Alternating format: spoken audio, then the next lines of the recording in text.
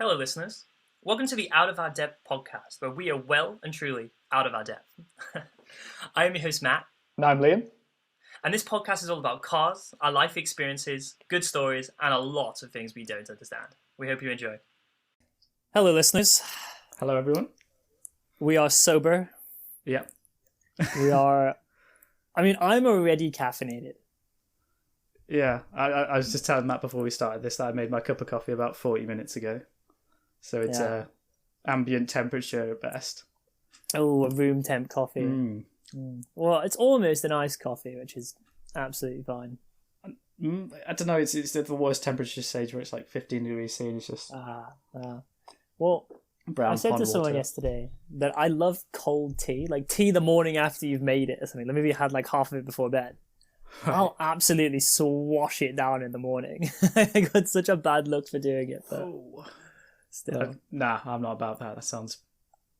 You do you, man, but... Ugh. Yeah, I mean, it's a very good opinion. And I've liked cold tea for a long time. Okay. But, Liam, housekeeping, that's something that other podcasts do, and I think I'm going to have to address. Okay. So the last episode, if you remember correctly, we talked about movies with intros that are way too fucking long. Oh, yeah. Right. And I said I'd give you 5. And I've not got 5 because I only remember 20 minutes ago that I said I'd give you 5. But one of them is Master and Commander, the film with Russell Crowe. Oh, okay. Yeah, I like that film. That's like my favourite film of all time. Is it actually? Yeah. Well, it's got an obnoxiously long intro that the internet told me. I haven't gone to confirm it, but... But it sets the scene. Like, I think that works. I can go into it. But okay. And go. Another example that I actually thought of myself was Bedknobs and Broomsticks. Oh, wow. That's like 1940s or something. That's way old, that film. Okay, yeah. I mean, like, it's not... But it has an intro that's way too fucking long. Yeah, I really screwed the picture on that one. But... Maybe I'll come back more next week, but most likely not. I kind of want to forget about this. Yeah, find the film with the longest introduction before the first line of dialogue ever, kind of thing. Yeah, is that your task? If you choose to accept it. Yeah, I mean, I haven't spent a lot of time in front of a TV. It's been great weather. Got my dog up here, so we've been doing everything but watching TV. But I also that's when you know life's going good, but you're just like you've got no time to be watching TV. You've got better stuff to be doing. Just been in the outdoors, enjoying the sun. You know how it is. Yeah. I can get behind that. Oh, damn, my coffee's delicious this morning. Anyway, last bit of housekeeping hit me. Was that, I mean, we've just actually received 2 reviews of our Drunken podcast last week. Have we? Who from? Is it one was Mum and Dad? from Richard. Richard was totally into it. He loved it.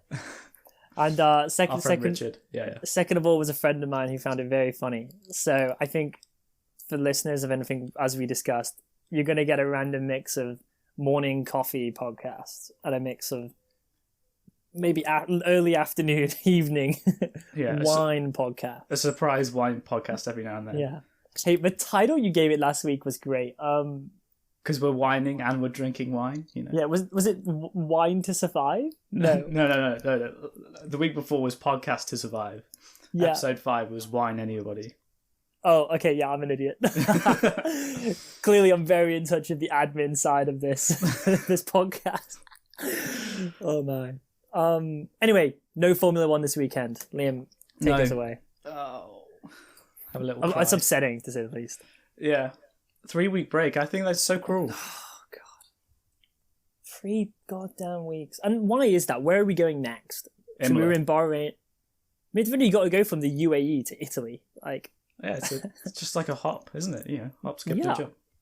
So, I mean, yeah, that's frustrating. I've seen it's left like a big hole in my weekend because, I mean, as much as it has yours and every other Formula 1 fan. Yeah, well, it's Easter weekend, and I think that means something to some people somewhere. Maybe it's like Formula 1 don't do Easter weekends or something. I don't know. We'd have to look into that. Maybe. But I think some people have got things to do. You're still up in Durham. You've nicked a dog from home and gone back to Durham. Yes. I'm with my parents. Did you hear my phone vibrate? Oh, no. I've fallen at the first hurdle. 2 weeks in a row? I know. I might just make it a theme. I'll just ask someone to text me as soon as I've started this podcast. I thought about it. I don't want to be caught out again. Just like a couple of minutes before you came on, I put my phone onto silent. Fancy thinking about it. And I've got like my felt laptop case is my coffee coaster, so you can't hit me hitting the table when I put it back down, you know? Christ. okay, clearly there's some sort of lesson that I need in correct podcasting etiquette. Turn my phone off. Don't slam my mug on the table. It's all about that audio quality. Don't ASMR. don't sip aggressively. We should try an aggressive sip. Oh my god. Well, I believe that's ASMR. Anyway, Liam, we're off topic. We're off topic. Audience. Okay. So I'm going to hit you with something, unless you want to hit me with something Formula One related. Oh, okay. Well, I've broken Formula, even though there's nothing going on, I've broken it down into 2 sections, like April Fools and actual news. Okay, I'm glad we're talking about April Fools. Take it away. Okay. Okay, I think the first one I go on is a favourite because you texted the group chat like 12:30, so like midnight. So it's technically the morning after April Fool's Day, and it was Gasly going to Alpine. And I don't know, there's like a 15-20 minute interval where you were like convinced it was happening. Yeah, I mean, because I also saw a rumour earlier in that week that he'd been talking to Alpine. And the Twitter notification came through like 8 hours after this tweet went out. And I don't know why. So I was like, shit, it's past midnight. That's legit. They've obviously waited. Yeah, exactly. This is obviously when they announced super official news in the middle of the night. Yeah, I mean, the French will do what the French want to do, man. Like, but point is, I didn't even look at the Twitter account it came from. I just saw it looked very official, and I was like, sold, done, knew it, saw the rumor, got the t-shirt, done. But it came from Blautery Votas. Yeah, I got a couple of those throughout the day where it looks like F1 logos, Twitter announcements, just like, it's April Fool's, but this could be legit about something. Because they did announce about Albert Park legit changes to the track. Australia, yes. Yeah. To encourage more overtaking, I believe. Yeah. I don't know about that, but we'll see. Yeah, well, they're resurfacing, so they said they're just capitalizing on the opportunity to make it a more exciting track. Yeah. From however long they've been racing there and what they know. It'd be funny if it's worse. Yeah. I mean, but I don't want to segue away from the April Fool's section. Oh yeah, sorry. Yeah. So that was legit. So like we're on our toes. Like, is some of this legit? Because they were announcing real stuff at the same time, getting Twitter announcements about this. But yeah, the little caption next to the Gasly to Alpine thing was like, if you repost this thinking this is legit, you need to have a serious look at your life or something like that. Yeah, and it was like, hello, bonjour, everybody. It's Pierre Gasly.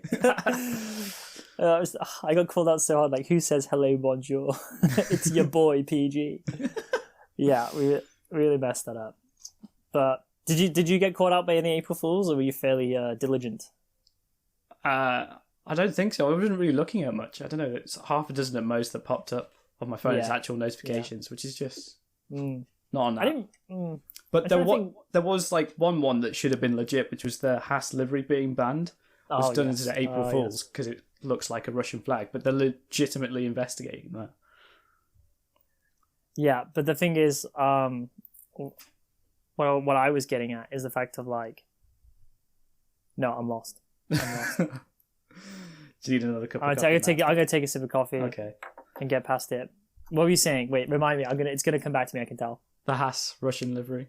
Oh yes, I was gonna remind people who aren't Formula One fans. Basically, like the Haas car looks like a Russian flag, and the Russian flag, because of doping reasons, is not really allowed to be on like sports teams or race car international sports. There you go. And this is questionably Russian. Yeah, it's like the red, white, and blue in the order of the Russian flag, like down the side of the car and on the front wing and stuff. Yeah, exactly. So a bit dodgy, but I mean they had okayed it weeks ago. So I mean, why would they suddenly be like, actually, nah? Like we've seen the car race, we're not into it. Yeah, but it was a bit of a rubbish April Fool's joke. I think the Gasly to Alpine was done a bit better. Yeah, oh my god, that had me hook, line, and sinker. Because I think they were saying like in 2021, so he's like going to come over this year. Hook, line, and sinker. Well, it just all made sense at that time, and it was kind of late. I think I probably had a beer or something. Who knows? But anyway, Liam, I think I've got some news, rumors, and speculations for you. Hit me. So whilst I was browsing Twitter, I came across this Twitter account called like Paddock Insider. Ooh. I bet he's not inside the paddock at all. Well, it says something about like he's using sources from inside the paddock that fuels his Twitter account. Okay. And apparently there's a lot of news stirring about changes to the calendar amid Canada's COVID situation. Ooh, so okay. Through knowing Ivan, a friend who lives in Toronto, he's saying that they're going back into a lockdown because, it's spiking over there, etc., etc. I'm not sure if it's the second wave for third wave or the 26th wave at this point. I don't know. But point being, it coincides poorly with when Canada is supposed to be. And so the rumor is that Turkey's a favourite. Okay. Not only because their COVID situation is better, but also because it's the F1 brand is a fan of the track. Yeah. Despite last year's shit show. Hopefully the track won't be as slippy. But I had seen that they were considering Turkey as an additional track this year, and I thought it must have been because somebody else was pulling out, but I didn't see who was. But I guess yeah. I mean, take it with a pinch of salt. It's rumors from the inside of the paddock, but it's a weird thing. It's a weird thing to be speculating, to just have made up. You know what I mean? Like, there's talk about Canada going in the bin because their COVID situation's bad. Yeah. So. But any track that was sort of put in last minute last year would obviously be super game to have them back again this year. It's just free money, isn't it? Yeah, so God, and if they stand a chance of actually getting on the legit calendar, that's big money in the future and tourist revenue and all that. Yeah, it was one of those ones that went not because the track was bad, but it's because other people were offering more money. I think. Money talks. We race as money? Yeah, we race as money. Yeah, God. I don't have anything to say about Formula One. It's been a relatively dry week. Other than I saw Albon's now just released his helmet for his DTM stint. Yeah, poor boy. He's not coming back to F1, is he? Says AlphaTauri on it. Yeah.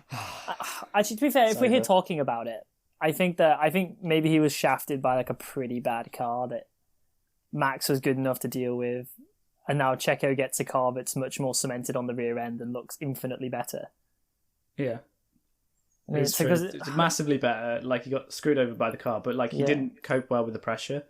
A lot of people have said that even if Checo's performance at his best is still the same as Albon's, he'll cope better with the pressure of if he isn't doing well, kind of thing. Because he's been in Formula 1 for 10 years and dealt with bad cars before.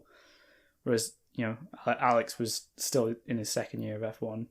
Pretty freshly put up into the Red Bull team and just couldn't deal with the pressure because there was some races where you could see it wasn't about his skill that he was doing badly. It was just it was all getting into his head. Yeah, I wonder if Hamilton hadn't shafted him on 2 occasions. Yeah. If his confidence would still be there. Oh, for sure. Because he'd have at least one podium, and then that race in Austria, he might have even won that. Yeah, and he would have done a better job gaining points for the team because there are some situations where he's done exceptional races but been shafted for no fault of his own. Yeah, and they wouldn't have got rid of a race winner from the team. Yeah, exactly. I can bring it home if Max doesn't. Okay, but he should have been closer to Max in the first place. But get the point. Yeah, but that's Red Bull. They're savages from what I can Yeah, they're gradually realizing that Max is just a beast at qualifying. Yeah, exactly. Which makes it so much more frustrating that we have to wait for another goddamn race. But it's really got under my skin because it's a long wait, especially because we just paid for Sky this month. So I was so we paid 18 quid for one race. That's fun. Yeah, Sky Sports does love to shaft you, but it's better than it used to be in the old days where they had 15, 16 races in a season, or right at the back of the start of F1 where there was maybe 8 or 10 or something. What are we at? 23? 21? Yeah. 23 is the plan this year. Yeah, I'm going to say calendar. About 20 they'll get in the end, because I think something like the Canada, and they just won't be able to fit something else in. Yeah, I mean, I'd also be happy to see a double step, them go back to Bahrain and do the outer circuit. It's not ideal, but it's still content. Yeah, they should avoid that. They should definitely not do 2 races on the same circuit layout for sure. No, because they need better organisation. Did we do that last year? Yeah. Austria and Silverstone. No, there we go. They just called them different things, right? Yeah. The Styrian. Yeah, and the 70th and the British. Yeah, so, frustrating much. So that's all I have to say about Formula 1, really. It's been a very dry week for it. Yeah, because there's not been a race. You just got to... Exactly. It's such a weird world in F1, because football, literally every day, you've got a match on, so there's a lot... You got genuine speculation on who's going to win. It might not be a team, but there's still action going on. International games. Can I do the announcement? Yes, you can. Go for it. Ladies and gentlemen, it's the end of the Formula 1 section. You may stop skipping now. Liam, music, go. Yeah. So, wait, actually, stop. What was your recommendation last week? Sober, Aquilio, yeah. Listened to it, loved it. Forgot the name of it, but I did really like it. Oh, good. Yeah, well, I sent you a message like 5 minutes after we ended the podcast, like freaking out on the interstate. I really like that. I did. It's a good song, huh? Yeah. I've been singing it while I've been walking my dog. We're not going to sing it now, but... No, we won't. It is good. We'll lose every single one of our listeners doing that for sure. Yo, you're telling me. So what do you have this week? Sorry, I went all crazy that I listened to your song last week and liked it. So. Yeah, it's better than Perth. My dad has just listened to that episode of the podcast, and he was like, "Yeah, I didn't really like it either." Shout out to Liam's dad. But I don't know. I don't think it's the kind of... It was never going to be Andrew's taste, I don't think. However, Liam, song. My song recommendation this week is definitely 100% Andrew Jackson, seal of approval. Come on, I've got my Spotify's ready. Eric Clapton, Wonderful Tonight. Eric? Okay, I'm just going to search Wonderful Tonight. Yeah. So Eric Clapton, like famous guitarist. Okay. From back in day, you know. Back in day. All right, cool. Still alive, still kicking. He's like 70-something, maybe 80. Okay. All right. But I particularly like it because I like trying to play the guitar part. I'm not a good guitarist at all, but I've just got a little beginner's songbook and it's got this in it. Okay. Is it like quite a slow song? Yeah. Is it country? Is it like... Oh, it's not country, but it's like... folk kind of deal? It's electric guitar. Oh, okay. All right. Yeah. I'm sure like I will find out. A rock love ballad kind of thing, I guess, would be a good way to describe it. Oh, the Andrew Jackson seal of approval, huh? Yeah. We both like Eric Clapton. It's like if we're in the car together. Nice.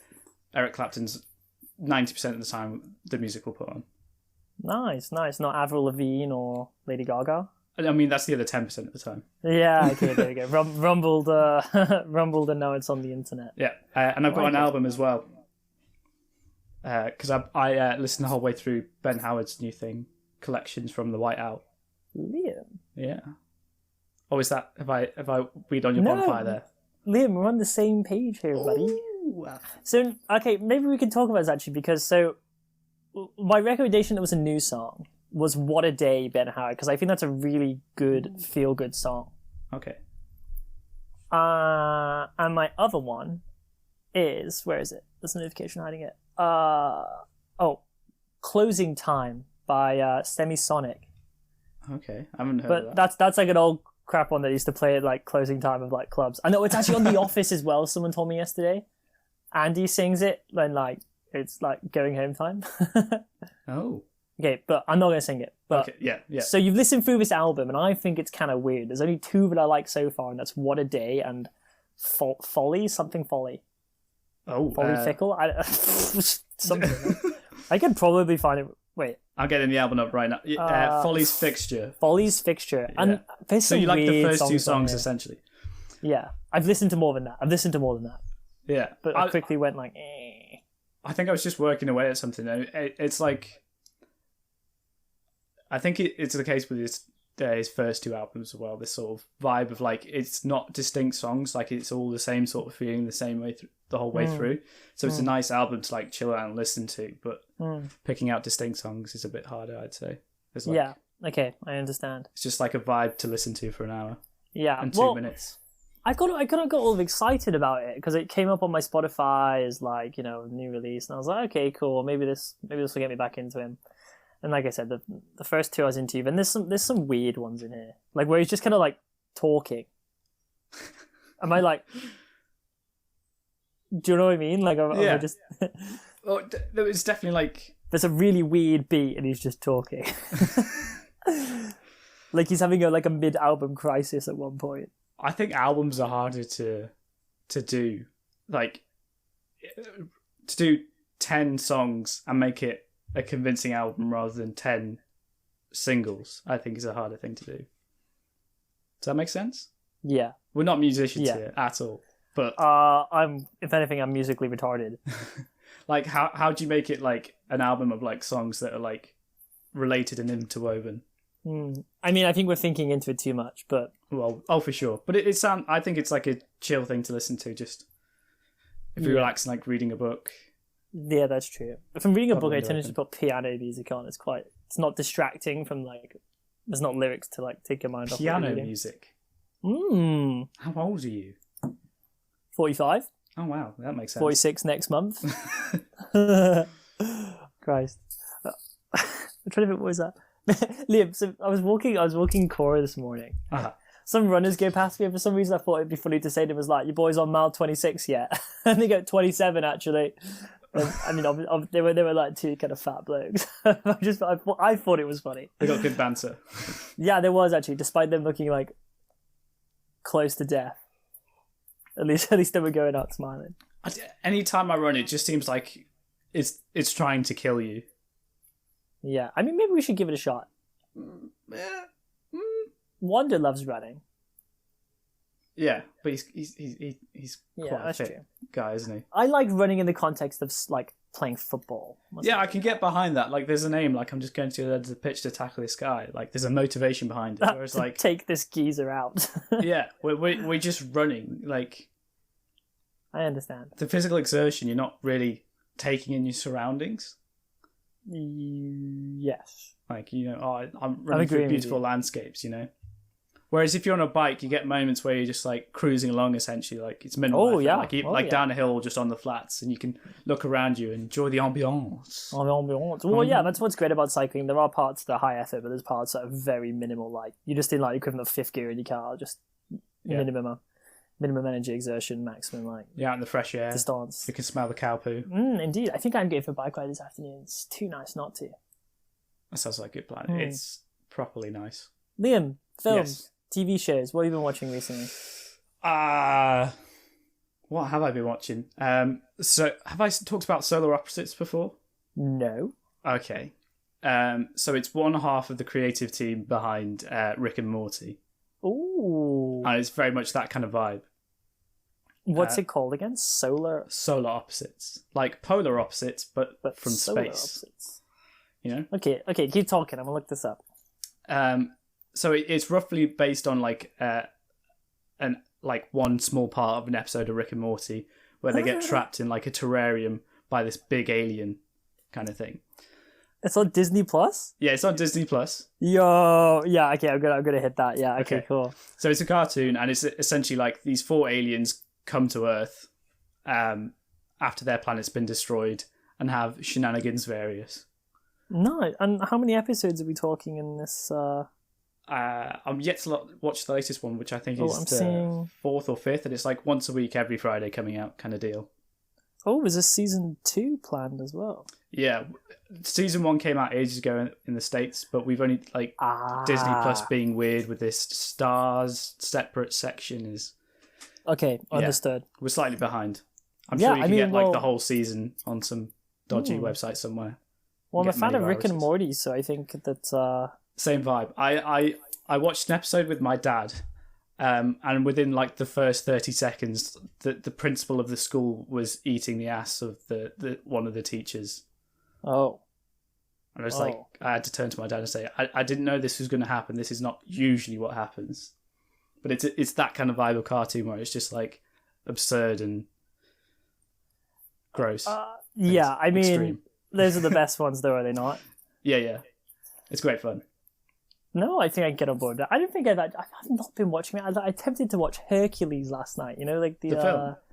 Yeah, like the animated, not the apparently it was a Dwayne Johnson one. Oh no. No, but like the animated one. Yeah. Didn't get very far through it, but yeah, I've also attempted to watch Soul and not finished it, so I can't even tell you how much I like it because I know you're a big fan of that. You gave it like 5 stars, right? I did, yeah. I mean, that's like 5 stars from a quality point of view. I think I watch absolute trash and love it. That's true. And then I can watch like a 5-star film and it's not be my favourite film. I try to put some independent thought into the quality of the film. Oh my god. And it's a separate decision of like whether I actually like it or not, or how much I like it. I've started noticing that I like the cinematography that films use, like the filming style, whether they're like more continuous shots or like jumpy thing. I mean, that's a really lame thing to say. I don't notice it always, but I notice when something's not like how things are normally filmed. Yeah. Like there's this great scene in Cherry, and I spoke about that a few weeks ago, where but there's one thing where they're in a car. So picture the glove box. No, the armrest of your car, the center armrest. Is that what it's called? Center There's console. a camera there, and it keeps flipping around between Tom Holland in the driver's seat, two people in the back arguing, and he keeps just flipping around to them in this part of his conversation. It's really cool. Have you watched it yet? No. I mean, it's a big time. It's a real big time. I don't have Apple TV at home, so I can only have to do illegal things. Apple TV.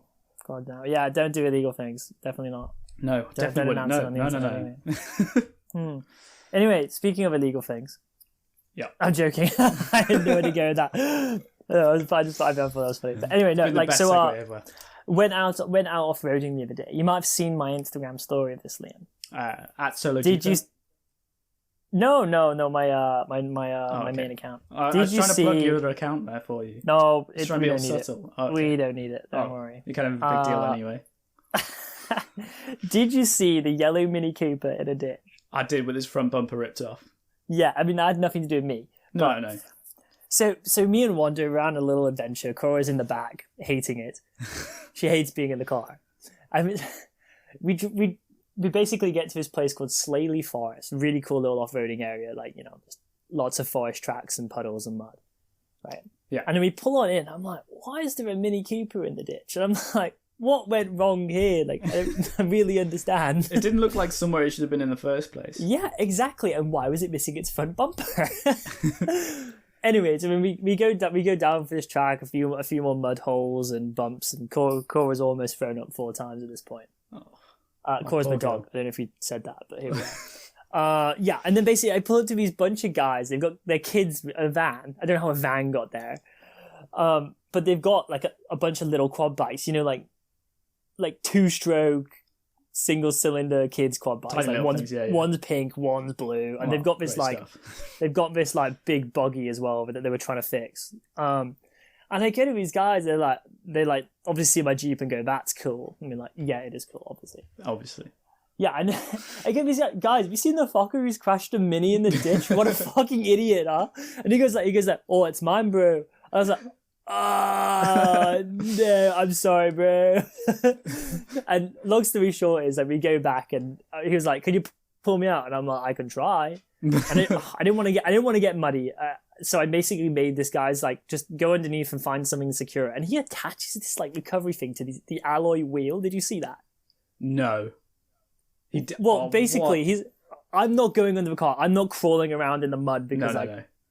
We went out there to cook dinner, basically. Yeah. And, and you're towing him out in the first place. It's... Yeah, here's the tow rope. Attach it where you want. Get in the car. Jesus. And he chooses to attach it to the wheel. And I look at it and I go "Mate, can't pull it from there." He's like, "Oh no, it's fine." It's like, "Okay, but I need you to understand that if I rip this off, I'm mostly sure I will, but that's not my fault." He goes, "Oh yeah, it's sound." And I was 90% sure I was ripping off the wheel and the axle of this thing. It's not a recovery point. No. I mean, basically, that's not the kind of loads it's designed to take. No, and then basically gets in, and it took some dragging, actually. You see my car crabbing several times in it. I thought he was going to hit a tree or just go into the back of yours. Yeah. I mean, so basically listen, so he's if we're looking at it, looking at the front of my car, he's way off in a ditch on the right, and my car's facing you. So I basically attached it his, what was it, back left? His back passenger alloy to my right recovery point on driver's side. So I'm basically trying to drag him away from the ditch as much as possible, and I'm flooring it. We're hitting the limiter, all full tires are spinning, the car's moving left and right statically. But basically, all I've successfully done is drag this car backwards in the ditch, and the ditch only got deeper. I mean, at least I moved him towards civilization, even by a few feet, if nothing happened. But I don't know. And he was also he was turning his wheel the wrong way, and he was jamming it in reverse. It's this thing had road tires, so I wasn't going to do anything. But no, I mean, every little bit helps. You know, may as well try and scrabble your way backwards as well. It's just that situation where you've got a slight idiot, and he's put it into reverse, and then he gets it onto back onto the track. He's still in reverse, and he hasn't thought to I don't know, maybe hit the brakes, because I could see the car rolled a little bit back once you stopped and almost. Yeah, I mean, the joke's on him if he reversed into me. He's not putting a dent or a scratch on my heavy duty bumpers and stuff. Yeah. But long story short is we drag him out, but it took a lot from the Jeep, left and right, flooring it. I don't want to be a knob, but a bit of driver's skill, because I think I'm pretty decent behind the wheel to keep getting the car like the direction it needs to go. Absolutely, but it's just like, oh my! I definitely get worried in those situations because he's taken that car down that track and managed to get into that ditch. It just suggests a lot of poor decisions have been made, and then he asks you to attach it to his wheel. I hate to say it, but he struck me as quite fake. Oh yeah, you've just been in that situation. It's not a nice thing to say, but like just the way this man spoke and handled himself. But long story short, I think it felt pretty good to help people out. That's one thing I love is helping people out. Yeah. But I'm glad we got him out. But anyway, I think you definitely get that a bit more in like the off-roading community than maybe other car cultures, because there's like we can help people out. Perhaps. And like I can drive you out on a track the ditch, sometimes, and you get stuck yourself, and you need like somebody else to come along in their car and help you out. Like, I think so. I mean, I've been in a situation where I've had to like call someone and be like, I've got a bit too big for my boots, so you just come out and give me like a pull backwards. Yeah. And there was that time that you got part of your suspension welded back on in Canada when I was out with you. And I just think you like, just did it for free. Yeah, or like beers, I think you just gave him a couple of beers. Oh yeah, I gave him a case of Coronas for it, yeah. And I just get the impression, unless you were friends with somebody like you're in a modders community or something, that wouldn't happen. Yeah, well, it's just one of those things. Like I had a Toyota, he had a Toyota, he owned a shop and he had a welder, and it was like, bring it by in the morning. I mean, it's 10 minutes of his time, right? Yeah. And like, what a guy! Maybe the 4x4 community breeds much more helping. I think that's very true. Yeah. I think because like others are more like sort of toxic, racy, fast. I don't know, competitive maybe or something. But it just I don't know. I know lots of other. I know, but you just understand people's situation. Like, oh, you're stuck. I've been there. Do you want help? Yes. Yeah. But I mean, anyway, so we get this guy out, and he just leaves the Mini on the road. Smart idea. Great choice. So we get back down there, and I told you these guys had like two like mini quad bikes for kids, and they had like one big buggy. But basically, the throttle cable had snapped, and they asked for a pair of pliers before I went back to go pull this guy out, and I gave them to him. And I was still fiddling around trying to put this throttle cable on. I'm like, oh my God, I'll just do it. And long story short, I ended up like cutting my hands and getting dirty doing this because I was like, this is pathetic. But you could. Long story short is like, long story short is I get the throttle cable through like the hole in the bolt they needed to do. And I'm gonna say something questionable here, but it was a cheap, a cheap foreign bolt. Let's put it that way. Chinese steel. Or something. You said it, not me. And I could tell. I could really tell. And I get the throttle cable and I'm tightening it up because it's like it snapped once, so you had to have some good torque actually like clamping this thing in. Yeah. And genuinely, before I'd even put what I would consider like a normal amount of torque to hold this cable, the bolt snapped. So like I fixed it for him, and then like the last little bit to actually make sure they didn't just pull out when they actually press the accelerator again, just snapped. And I was like, guys, I'm sorry, like just get a decent quality bolt, like. Yeah. And this thing was clearly not theirs. I mean, it was theirs. They just got it, but like rust holes and all sorts, and a really sketchy welded exo cage, and like, I mean, their decision, not mine, right? But sorry, go on. Yeah, just if you there's always a margin where you've got to pay enough money, otherwise you're just throwing that money away for parts. Yeah, and I've totally. Because it will just fail. Yeah. Because at my parents' house, there's a leak coming through the ceiling from the bath upstairs, and it was a one-way valve to the shower head had failed and was just leaking. Like you couldn't tighten it; just the metal had corroded, and there was an isolation valve before that, but that had also corroded and failed. So, like if you tried to turn the isolation valve, like the brass in it just sheared off the face. Great. And so we had to get an emergency plumber in because just water everywhere. It was it was a fairly slow drip, and we like turned stopcock, so it wasn't massive amounts of water, but it was just a case of like, there's lots of stuff in this house my parents have had for about 5 years now, whereas people who'd done it up to sell on, and they just done a lot of shoddy, shitty plumbing.